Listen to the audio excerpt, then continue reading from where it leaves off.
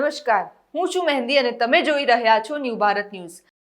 Cyber ગુનેગારોની હવે ખેર નથી। રાજ્યના નાયબ મુખ્યમંત્રી હર્ષ સંઘવીએ પોલીસને કડક કાર્યવાહી કરવાના આદેશ આપી દીધા છે। હર્ષ સંઘવીએ પોતાની કચેરીમાં 9 જિલ્લા પોલીસ અધિક્ષકોની સાથે બેઠક યોજી હતી। હવે સાયબર ઠગો સામે કાયદાનું કડક શસ્ત્ર ઉગામાઈ ચૂક્યું છે। હવે સાયબર ક્રિમિનલ્સ ઓનલાઈન ફ્રોડ કરીને આસાનીથી બચી નહીં શકે।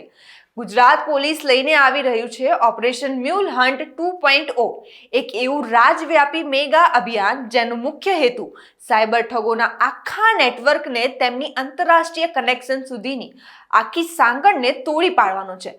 સૌથી પહેલા સમજીએ મ્યુલ એકાઉન્ટ એટલે શું।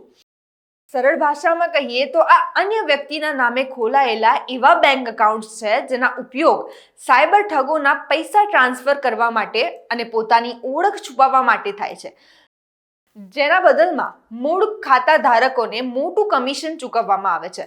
હવે આ એકાઉન્ટ્સ કેવી રીતે કામ કરે છે તો સૌથી પહેલા છેતરપિંડીથી મેળવેલા નાણાં આ ખાતામાં જમા થાય છે। ત્યારબાદ પૈસાનો અસલી સોર્સ છુપાવવા માટે તેને અનેક અલગ અલગ ખાતાઓમાં ફેરવવામાં આવે છે અને અંતે રોકડ હવાલા અથવા આંગડિયા મારફતે ઉપાડી લેવાય છે। આ પહેલા ગુજરાત પોલીસે ઓપરેશન મ્યુલ હન્ટ 1.0 ચલાવ્યું હતું, જેમાં 2289 કરોડની સાયબર છેતરપિંડીનો પર્દાફાશ થયો હતો।